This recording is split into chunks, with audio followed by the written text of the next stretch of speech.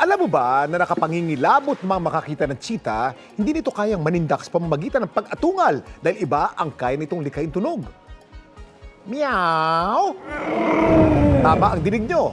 Isa man sa tinuturing ng mabagsik na hayop ang cheetah dahil sa nakamamangha nitong kakayanan sa wild, katunog pa rin ito ang mga ordinaryong pusa.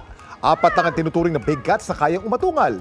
Ito ang oang leon, tigre, leopard at jaguar na kabilang sa genus na Panthera. Naiba kasi ang struktura na pinagmula ng tunog ng cheetah. Hindi ito nababatak gaya ng ibang big cats para makaatungal, sa halip ay nagva-vibrate ito kaya hanggang purring o meow lang ang tunog na nailalabas nito. Dahil sa natatanging voice box, nakakalikari ng cheetah ng mga tunog na kapwa lang nito ang nakakaintindi. Dapat alam mo na may mga pag-aaral na sa pamamagitan ng roar o pag-atungal, may ilang hayop ang hindi na agad nakakagalaw o napaparalyze dahil sa takot at pangamba. Yan ang dapat alam mo.